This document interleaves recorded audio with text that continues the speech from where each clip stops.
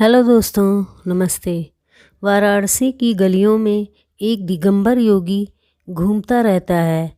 गृहस्थ लोग उसके नग्न वेश पर आपत्ति करते हैं, फिर भी पुलिस उसे पकड़ती नहीं। वाराणसी पुलिस की इस तरह की तीव्र आलोचनाएं हो रही थीं। आखिर वारंट निकालकर उस नंगे घूमने वाले साधु को जेल में बंद करने का आदेश दिया गया। पुलिस के 8-10 जवानों ने पता लगाया। मालूम हुआ वह योगी इस समय मणिकर्णिका घाट पर बैठा हुआ है। ज्येष्ठ की चिलचिलाती दोपहरी, घर से बाहर निकलना भी कठिन होता है। इस समय एक योगी को मणिकर्णिका घाट के एक जलते तवे की भांति गर्म पत्थर पर बैठे देख पुलिस पहले तो सकपकाई, पर आखिर पकड़ना तो था ही। वे आगे बढ़े। योगी पुलिस वालों को देखकर ऐसे मुस्कुरा रहा था मानो वह उनकी सारी चाल समझ रहा हो।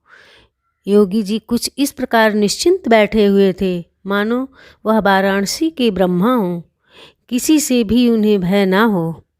मामूली कानूनी अधिकार पाकर पुलिस का दरोगा जब किसी से नहीं डरता तो अनेक सिद्धियां सामर्थ्यों का स्वामी योगी भला किसी से भय क्यों खाने लगा। पुलिस कमिश्नर 2 गज पर थी कि तैलंग स्वामी उठ खड़े हुए। वे वहां से गंगा जी की तरफ भागे। पुलिस वालों ने पीछा किया। स्वामी जी गंगा में कूद गए। पुलिस के जवान बेचारे वर्दी भीगने के डर से कूदे तो नहीं, हाँ, चारों तरफ से घेरा डाल दिया। कभी तो निकलेगा साधु का बच्चा। लेकिन 1 घंटा, 2 घंटा, 3 घंटा सूर्य भगवान सिर के ऊपर थे। अब अस्ताचलगामी हो चले। स्वामी जी प्रकट ना हुए। उन्होंने एक बहुत बड़ी शिला पानी के अंदर फेंक रखी थी। पानी में डुबकी लगा जाने के बाद उसी शिला पर घंटों समाधि लगाए जल के भीतर बैठे ही रहते हैं। उनको किसी ने कुछ खाते पीते नहीं देखा। मेडिकल रिपोर्ट में उनकी आयु 300 वर्ष की बताई गई है। निराहार रहने पर भी प्रतिवर्ष उनका वजन 1 पाउंड बढ़ जाता था। 300 पाउंड वजन था उनका जिस समय पुलिस उन्हें पकड़ने गई। इतना स्थूल शरीर होने पर भी पुलिस उन्हें पकड़ ना सकी। आखिर जब रात हो चली तो सिपाहियों ने सोचा डूब गया। वे दूसरा प्रबंध करने के लिए थाने लौट गए। इस बीच अन्य लोग बराबर तमाशा देखते रहे, पर तैलंग स्वामी पानी के बाहर नहीं निकले। प्रातःकाल पुलिस फिर वहां पहुंची। स्वामी जी इस तरह मुस्कुरा रहे थे मानो उनके जीवन में सिवाय मुस्कान और आनंद के कुछ हो ही नहीं। ऊर्जा तो आखिर ऊर्जा ही है। संसार में उसी का ही तो आनंद है। योग द्वारा संपादित शक्तियों के स्वामी जी रसास्वादन कर रहे हैं तो आश्चर्य क्या। इस बार भी जैसे ही पुलिस पास पहुंची, स्वामी जी फिर गंगा जी की ओर भागे। वो उस पार जा रही नाव के मल्लाह को पुकारते हुए पानी में कूद पड़े। लोगों को आशा थी कि स्वामी जी कल की तरह आज भी पानी के अंदर छुपेंगे।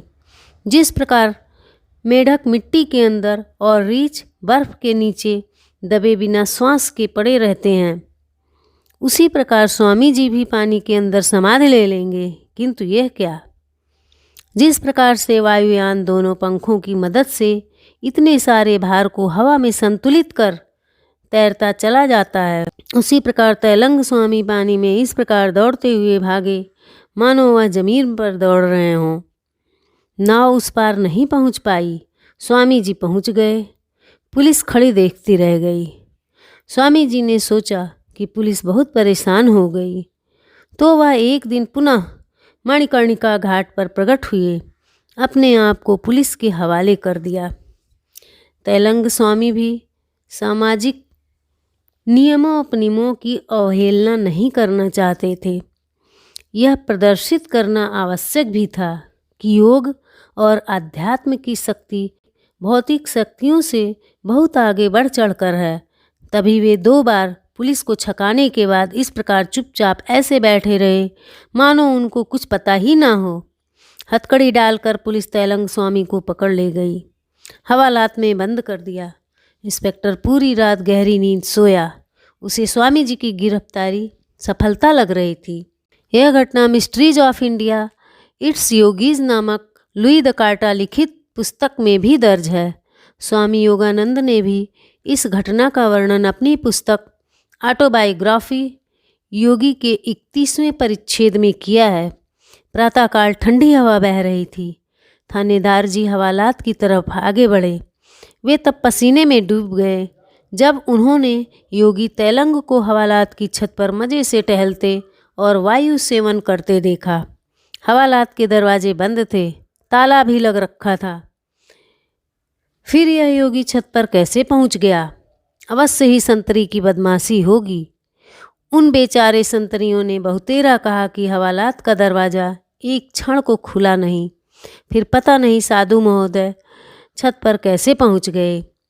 वे इसे योग की महिमा मान रहे थे, पर इंस्पेक्टर उसके लिए बिल्कुल तैयार नहीं थे। आखिर योगी को फिर हवालात में बंद कर दिया गया। रात दरवाजे में लगे ताले को सील किया गया। चारों तरफ गहरा पहरा लगा। ताला लगाकर थानेदार थाने में ही सोया। सवेरे बड़ी जल्दी कैदी की हालत देखने उठे तो फिर शरीर में काटो तो खून नहीं। सील बंद, ताला बाकायदा बंद। संतरी पहरा भी दे रहे।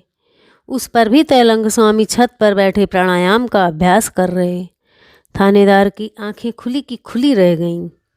उसने तेलंग स्वामी को आखिर छोड़ ही दिया।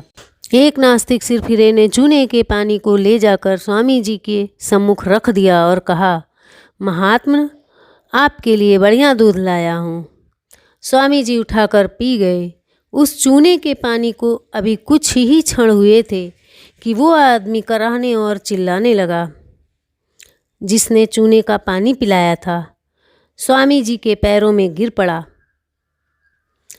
क्षमा याचना की। तब कहीं जाकर पेट की जलन समाप्त हुई। योगी जी ने कहा, भाई, मेरा कसूर नहीं है।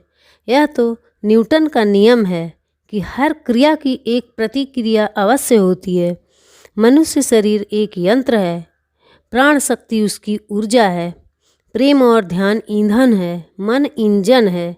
कुशल ड्राइवर द्वारा इसे चाहे जिस प्रकार चलाया जा सकता है। इस शरीर में भौतिक विज्ञान से भी अद्भुत शक्तियाँ हैं, पर यह सब शक्तियाँ और सामर्थ्य ध्यान साधना में सन्निहित है। इन्हें अधिकारी पात्र ही पाते हैं। वे ही परमानंद का लाभ प्राप्त करते हैं। धन्यवाद।